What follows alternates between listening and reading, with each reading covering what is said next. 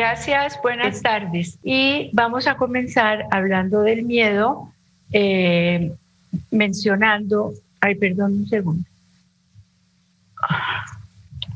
Ay, no puedo pasar esto, ya, perdón. Mencionando que, haciendo una pregunta fundamental, si son obstáculos o recursos para el bienestar emocional, mental y físico de las personas. Generalmente el miedo y el estrés se leen desde una connotación negativa, pero sobre todo el miedo no necesariamente tiene una connotación negativa, como lo vamos a ver más adelante. Y la frase con la que quiero empezar es: el miedo es innato. O sea, el miedo tiene una raíz biológica y viene en nuestros genomas, en nuestro genoma. Y nuestro cerebro no puede distinguir entre un miedo racional y un miedo irracional. Hay personas que dicen que todos los miedos son irracionales, pero no es así. Hay miedos que sí son irracionales, vamos a ver por qué, y hay otros miedos que no son irracionales, sino que tienen, una razón de ser. El miedo es una emoción y es indispensable que lo tengamos porque puede ser protector, porque el miedo nos cuida, porque el miedo nos alerta y porque el miedo nos avisa. Pero también, y ahí es el peligro, y hay necesidad de aprender a distinguirlo, puede el miedo ser paralizante, puede ser bloqueador o puede ser una excusa para no hacer algo, disfrazando así nuestras inseguridades. No me subo a un avión porque me da miedo, no me subo a un ascensor o un elevador porque me da miedo, etcétera. Y ahí nos puede paralizar y se puede convertir en algo supremamente peligroso. Una persona experimenta miedo cuando la presencia de un peligro le provoca un sentimiento desagradable, aversivo e inquietante. ¿Qué pasa entonces? Se le activa el sistema nervioso autónomo, que es la parte del sistema nervioso que controla las acciones involuntarias, latidos del corazón, ensanchamiento y estrechamiento de vasos sanguíneos. Presenta la persona sensibilidad molesta en el sistema digestivo, en el sistema respiratorio o en el sistema cardiovascular. Y presenta sentimientos de falta de control y se ponen en práctica algunos de los programas de afrontamiento tales como huida, inmovilidad o sumisión. A lo largo de la conversación vamos a poder hablar un poco más de la huida, la inmovilidad y la sumisión. Cuando la inquietud que produce el miedo o la intranquilidad que produce es agradable, hablamos de excitación, pero cuando la inquietud es desagradable, hablamos de ansiedad, la cual, si no tiene una causa conocida, se llama angustia. Más adelante vamos a hablar un poco de la angustia, pero si tiene una causa conocida, se llama miedo. La gente tiende a confundir o a homologar ansiedad, miedo y angustia, pero son diferentes. Y vamos a ver ahora cómo las vamos a diferenciar. Cuando el miedo aparece es porque tiene la persona la impresión de que algo muy valioso está en peligro, que puede ser la integridad física, las expectativas, las amistades o los deseos. Entonces el miedo te dice que ha aparecido un peligro contra algo que valoras mucho. Y de todas las emociones que amargan el corazón humano, que son muchas, la gran familia de la angustia, la inquietud, el terror, la vulnerabilidad es la más preocupante. El poder de la angustia y del miedo no solo afectan a los individuos, sino a las sociedades. Y creo que lo estamos viendo hoy. Estamos en una situación prácticamente en todo el mundo, sin excepción, con mucho miedo, y esto afecta a cada uno de los individuos del planeta Tierra y en general a todos los habitantes y sociedades del planeta Tierra. La historia de la humanidad está atravesada por el continuo afán para liberarse del miedo y en una permanente búsqueda de la seguridad, pero al mismo tiempo hay personas que se imponen a los demás aterrorizándolos.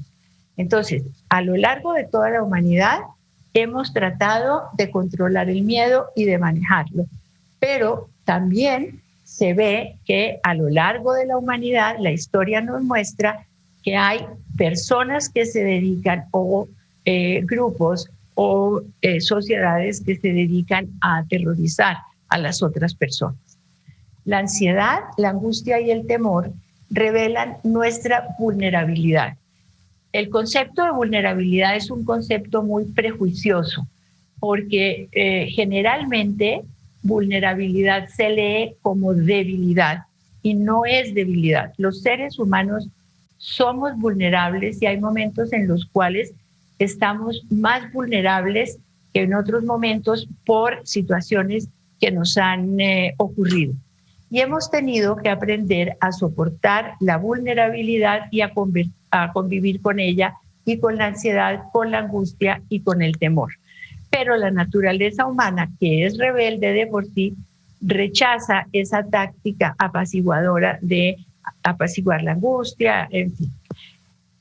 Al hombre no le ha bastado con protegerse, con resignarse al miedo o con ejecutar, como los animales, las respuestas al temor prefijadas por la naturaleza.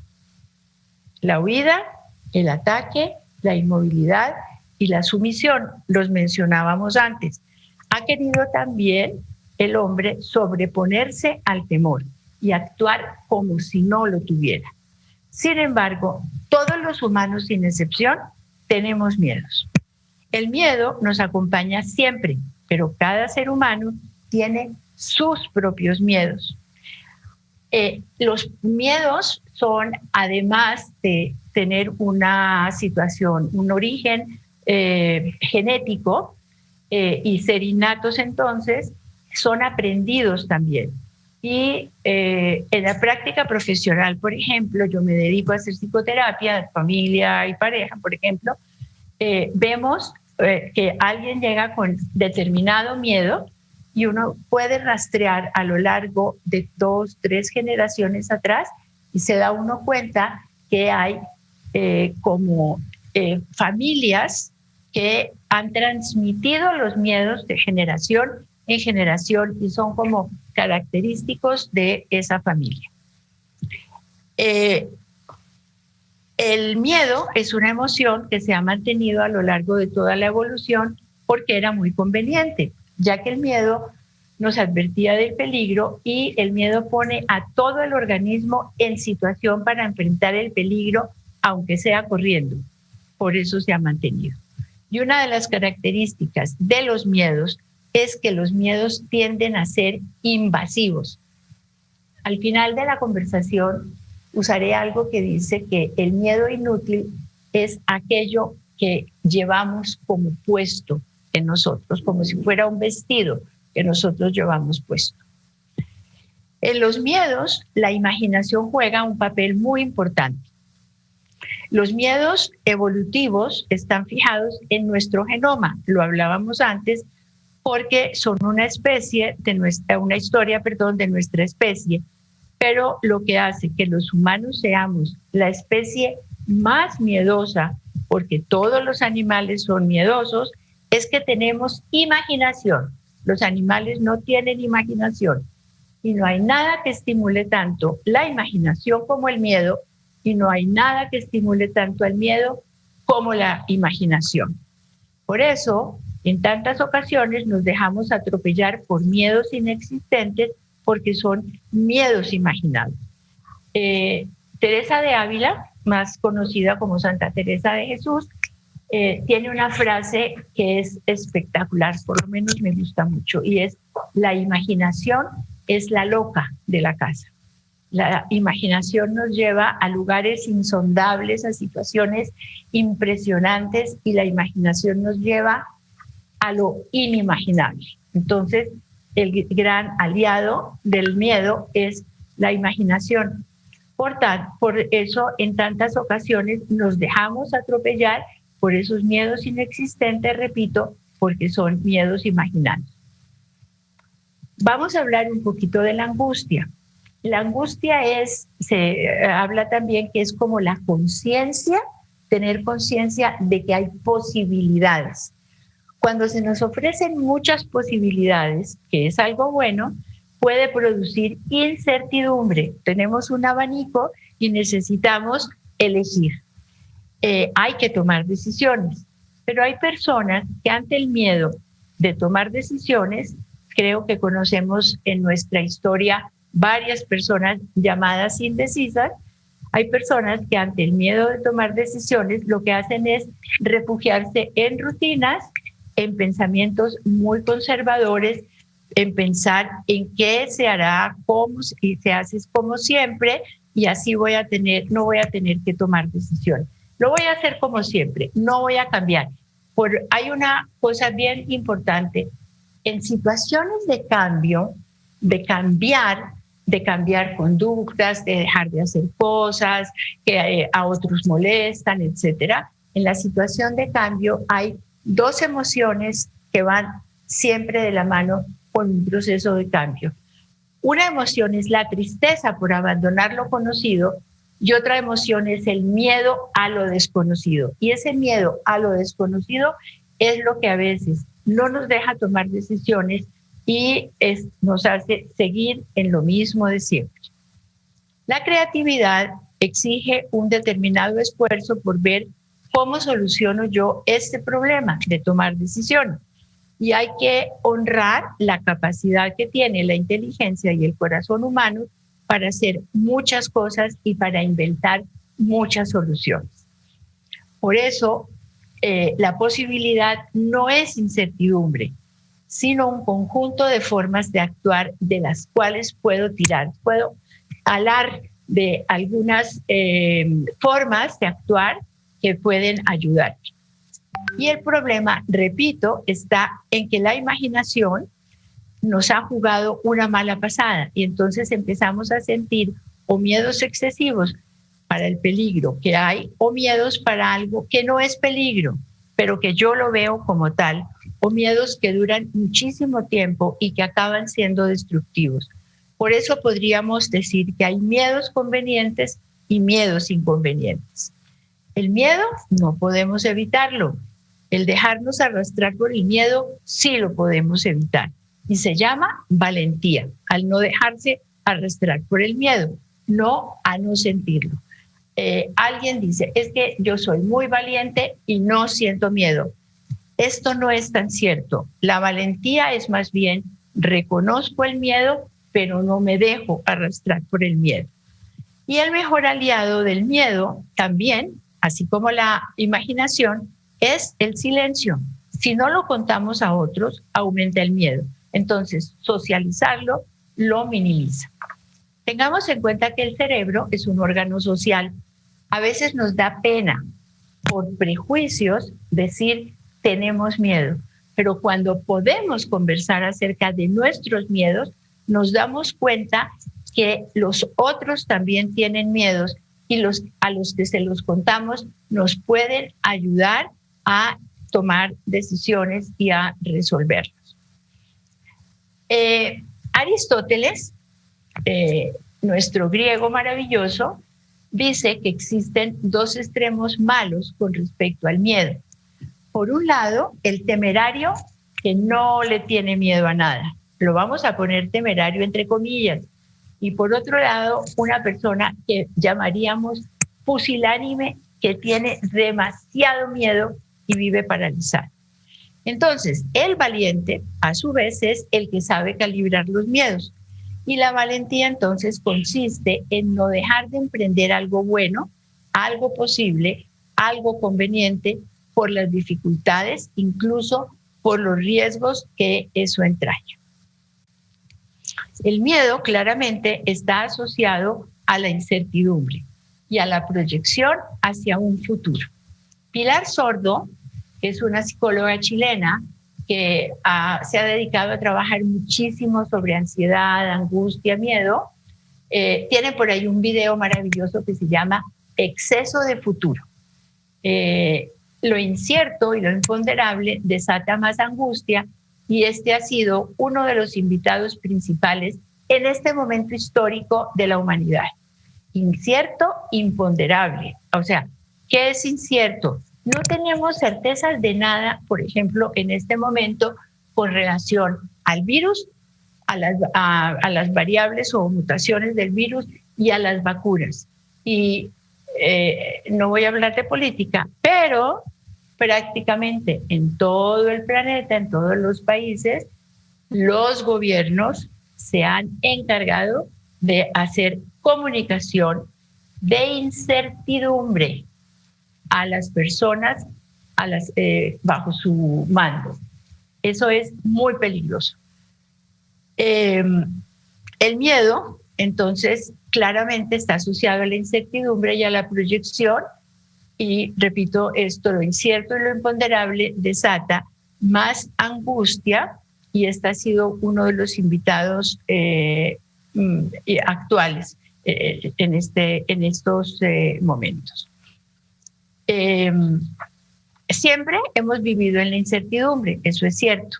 Ahora lo que se proyecta no es bueno, y está siendo consciente el gran aprendizaje de estos días, y es: no controlamos nada, excepto nuestra actitud frente a cada acto presente que vivimos. Yo creo que este es un momento de la vida que es básicamente una enseñanza de humildad, porque no podemos controlar nada. La incertidumbre puede significar, según el caso, un recrudecimiento de la amenaza, una enfermedad grave, una enfermedad leve, la muerte.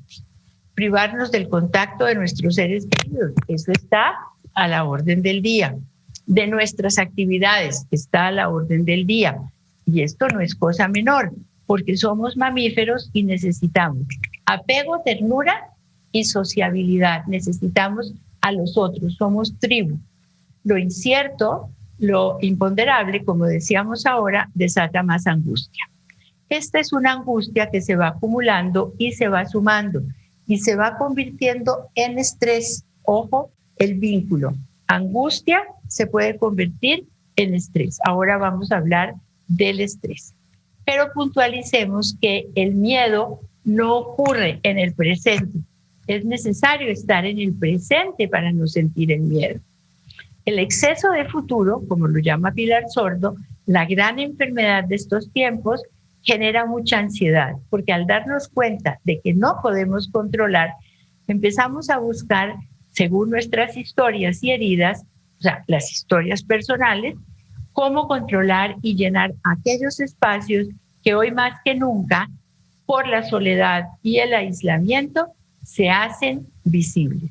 Y entonces, frente al miedo, podemos mirarlo como una tragedia, un desafío o una oportunidad, llamarnos encerrados, porque muchos nos llamamos encerrados a raíz de los confinamientos, o invitarnos a cuidarnos y a salvar vidas, y sentirnos solos o invitados a estar con nosotros mismos. O sea, frente al miedo podemos hacer cualquiera de estas tres cosas.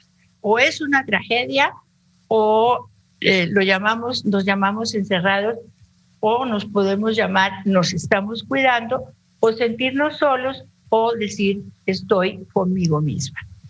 Podemos aprovechar de hacer todo aquello pendiente o inundarnos de angustia. Podemos reencontrarnos con nuestros afectos o separarnos, no por la distancia, sino por el silencio. Y recordemos, como mencionamos antes, que el silencio es el gran aliado o cómplice del miedo. Hoy estamos llenos de elecciones, levantarnos o no, arreglarnos o no, quedarnos en pijama o no. Lo que importa es que cuando todo esto, aterrizándolo a la situación actual, termine, hayamos aprendido algo, que seamos más comunidad y más tribu, y que de verdad y no por solidaridad nos veamos igual. Hagamos rutinas, ejercitemos el cuerpo y el alma, aprovechemos el silencio para mirarnos o volvernos a mirar. Alguien diría, mirar nuestro ombligo para mirarnos a nosotros mismos. Lo que sería triste es salir de esto y tener el mismo mundo que antes de esto, con las mismas inquietudes y el mismo trato hacia nuestros semejantes. Al miedo hay que saberlo ver y preguntarle qué me está queriendo decir. ¿Por qué el miedo es tan paralizante si se puede planificar incluso este miedo? Si hago intentos y voy haciendo intentos, podré tomar decisiones. Al miedo hay que hablarle y hay que preguntarle cosas. Reiteramos, el miedo se mezcla con la angustia. Es una anticipación negativa a algo que no ha ocurrido. El miedo nunca ocurre en el presente. El único miedo que ocurre en el presente es el de la sobrevivencia. Un terremoto, miedo presente. Un incendio, miedo presente. Una inundación, miedo presente. Un elevador detenido, miedo presente. Al miedo puedo llegar a mirarlo con cariño porque me está mandando mensajes. No te atravieses el periférico. Y hay que desenredar el miedo porque el miedo es un nudo y hay que desenredarlo con mucha calma y con mucha lucidez para aflojar y avanzar un paso. Encontramos otro nudo, hacemos lo mismo. ¿A qué me está invitando el miedo? ¿A sobrepasar qué? ¿A entender qué? El miedo me informa de cosas y la vida siempre premia a los valientes y el miedo no es un enemigo. A los cobardes nunca la vida los premia. Es bien importante, ahora que hablaba de las rutinas y de qué hacer, las rutinas se han perdido, los rituales se han perdido las rutinas entre las parejas, se han perdido las rutinas entre los niños, etcétera, y toda esta incertidumbre y este caos, porque se ha convertido en un caos, eso es lo que ha permitido que se pierdan las rutinas. Sesiones de terapia en pijama, sesiones de terapia en la cama, sesiones de terapia en la cocina. A ver, todo esto lo estamos viendo porque hemos perdido las rutinas. Muy bien. Ok, entonces, anticipar lo que no ha pasado produce angustia. La forma de trabajar esa angustia es haciendo 3 preguntas. La primera pregunta, ¿dónde estoy? Estoy en mi oficina. ¿Qué estoy haciendo? Estoy conversando con ustedes. Y la tercera pregunta es, ¿cómo estoy respirando? ¿Por qué? Porque esto me trae al presente. Cuando estoy en el presente, mi respiración es fluida, pero cuando estoy en el futuro, mi respiración es más corta. Si ustedes han padecido un episodio de ansiedad o incluso un ataque de pánico, espero que no porque es terrible, observan no solamente el ritmo del corazón aumentado, como lo vamos a ver ahora, sino una respiración corta y una respiración rápida. Entonces, si yo digo, ¿dónde estoy? Aquí sentada en mi escritorio. ¿Qué estoy haciendo? Tal actividad.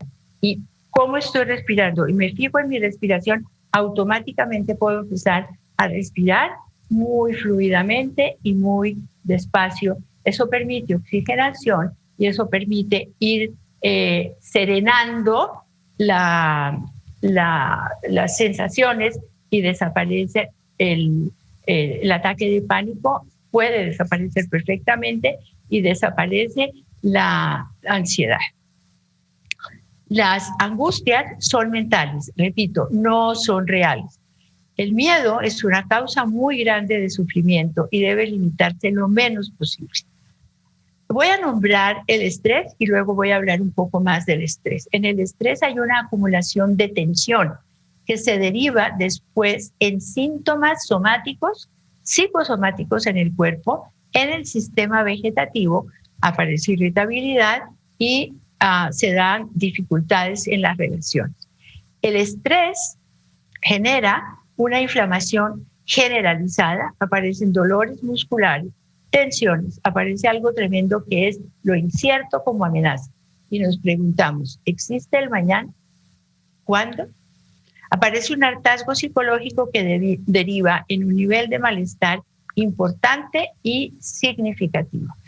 Y quiero contarles que a mí y a muchos de mis colegas, la gran mayoría de mis colegas, nos ha llegado la consulta desde marzo del año pasado y tema central, miedo, episodios de ansiedad, estrés, ataques de pánico, angustias, psicosomatizaciones, etcétera, etcétera. Entonces, este tema está muy actual, pero además ustedes tienen un recurso maravilloso que son los productos que ustedes distribuyen. Hablemos ahora ya específicamente del estrés. Una definición de estrés es que es un sentimiento de tensión física o emocional. Puede provenir, ahora vemos, de cualquier situación o pensamiento que lo haga sentir a uno frustrado, furioso o nervioso. Y es la reacción del cuerpo a un desafío o demanda. Otra definición de estrés es una reacción fisiológica del organismo que no se les olvide que el estrés es una respuesta fisiológica del organismo que se genera por una respuesta automática ante condiciones externas percibidas por la persona como amenazantes o demandantes. Y esto activa ciertos mecanismos de defensa que en algunas ocasiones pueden perturbar el equilibrio físico y emocional de una persona. Y además, el estrés se podría definir también como un proceso de alerta física y mental, una respuesta fisiológica y psicológica ante situaciones adversas que sentimos que nos desbordan por creer que no tenemos tiempo o capacidad para resolverlo. No tenemos tiempo. Quiero decirles que no es tan cierto que no tenemos tiempo. Es que no sabemos usar el tiempo. Pero bueno, es muy frecuente. No tenemos tiempo. Ok. ¿Cuáles son las principales causas del estrés? Factores económicos. El dinero es necesario para vivir. Así que si no se tienen los suficientes ingresos, puede ser un gran quebradero de cabeza. Una sobrecarga de trabajo. Una falta de satisfacción laboral. Las dos juntas. Unas relaciones personales tóxicas, como se llaman ahora, problemas en la familia, presión por las vacaciones o presión durante las vacaciones, no saber decir no, que es muy frecuente, y decir no tengo tiempo libre. Repito, tiempo tenemos siempre. ¿Cómo lo manejamos? El tiempo no nos puede manejar a nosotros. Los síntomas del estrés. Ya hemos hablado un poco de esto. Sensación de nerviosismo, agitación o tensión. A veces estamos como así, todos tensos. Sensación de peligro inminente, pánico o catástrofe, aumento del ritmo cardíaco, respiración acelerada hasta llegar a hiperventilar, sudoración, temblores, sensación de cansancio o debilidad, problemas para concentrarse o para pensar en otra cosa que no sea la preocupación actual. Esos son algunos de los síntomas del estrés. El estrés puede ser normal, pero el estrés se convierte en peligroso cuando las demandas del entorno, de lo que nos rodea, son excesivas, intensas y este se puede resolver. Pero puede ser crónico, llamado distrés o estrés patológico, que afecta los procesos de consolidación de memoria, las funciones ejecutivas para resolver y la toma de decisiones. Entonces, las situaciones extremas de la vida nos muestran como si fuera a través de una lente de aumento el comportamiento de nuestro cerebro maravilloso frente a escenarios en donde se pone en juego nuestra supervivencia física o nuestra integridad psicológica. En nuestro cerebro suceden muchos fenómenos cuando estamos frente a un peligro del presente, un recuerdo negativo del pasado o el temor a que algo malo ocurra en el futuro.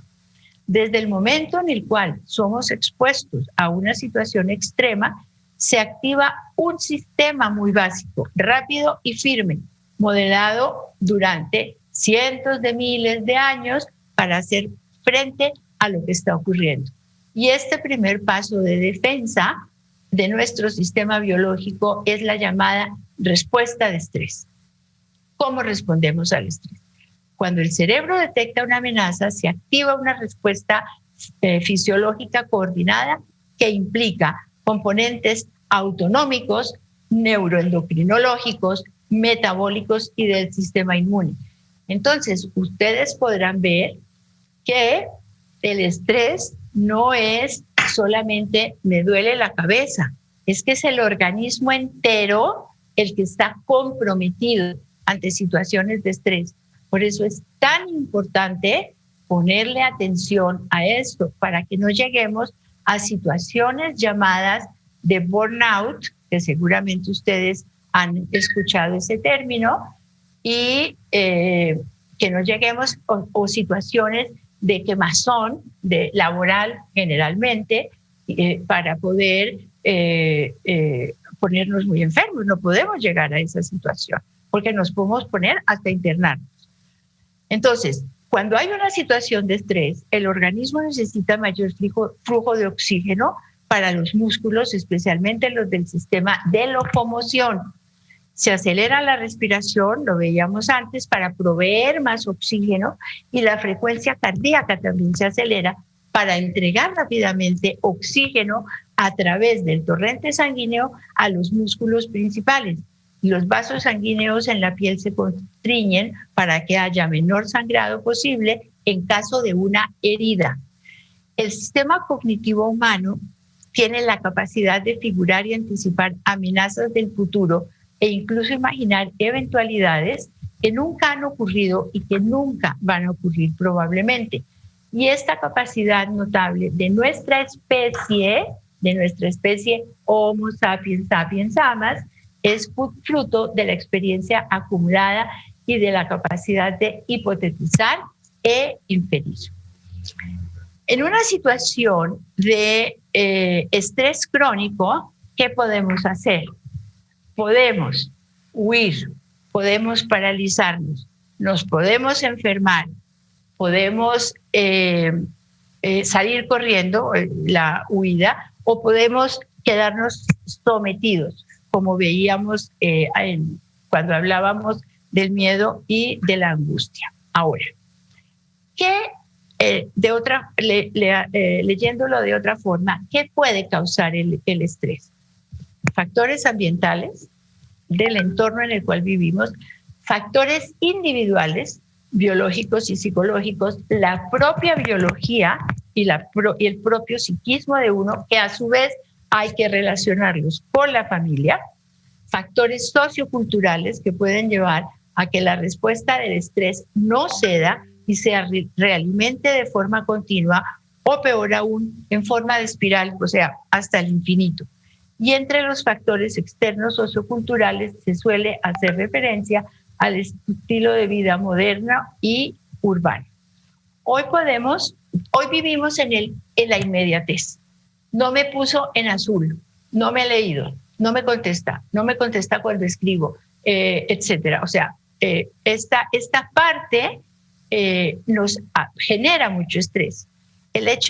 Esta tecnología que efectivamente confiere ventajas evidentes en ciertos terrenos, puede volverse en una desventaja en lo que se refiere a la propagación de temores y circulación de malas noticias. ¿Se acuerdan todos ustedes, a partir de marzo, cuántos mensajes les llegaron de distinta índole acerca del virus hace un año? Entonces, esto genera estrés. En lo que se refiere a los factores biológicos y psicológicos, es necesario revisar la conexión existente entre el estrés y los trastornos de ansiedad, de lo cual ya hemos hablado por un lado, y la depresión por el otro. En cuanto a la depresión, esta puede ser entendida en ciertos casos como una reacción biológica y psicológica en la cual nuestro organismo se rinde ante la adversidad, reduce sus intentos de solución por considerarlos infructuosos y se entrega a la desesperanza. Y aquí quiero poner ojo, la desesperanza lleva al suicidio. al suicidio. Cuando hay desesperanza, hay una pared negra enfrente donde no hay un solo resquicio de luz, y ahí es donde la gente decide dejar la vida. Tanto en la depresión como en la ansiedad, nuestro pensamiento se vuelve propenso a los sesgos cognitivos, prejuicios. Esto es, seleccionamos y priorizamos ciertos datos en detrimento de otros. En el caso de la depresión, la información negativa, y en el caso de la ansiedad, la información relacionada con el peligro futuro. Como corolario de la conversación de hoy, digamos que hay que fomentar el miedo útil para poder combatir el pánico inútil, que es como ese miedo difuso que parece que lo llevas puesto de vestido. El miedo útil es aquel que puede medir objetivamente el peligro que corremos. Yo trabajo a veces con gente que tiene muchísimo miedo, que siente muchísimo miedo. Intento que se imaginen cómo es el miedo, qué tamaño tiene, qué figura tiene, si habla, si tiene ojos, orejas, etcétera, ¿sí? Y entonces lo que yo intento trabajar acompañando a las personas que tienen unos miedos muy paralizantes es que puedan ir disminuyéndole el tamaño a su miedo, porque es como si el miedo los tuviera poseídos. Yo uso algo que aprendí por ahí en un puentecito: el miedo hay que reducirle de tamaño hasta que nos quepa en una bolsita entre el bolsillo o la bolsa o la cartera inclusive, y entonces es el miedo que nos dice: no te pases el semáforo en rojo, no manejes cuando estás ebrio, no te atravieses el periférico, etcétera, etcétera, ¿no? O sea, no salgas a la calle sin el tapabocas, no estés pegado a las personas, en fin. Entonces, ese miedo es útil y nos puede ayudar a medir objetivamente el peligro que corremos. Bueno, muchas gracias. Muy contenta con todos y espero que sea útil esta conversación.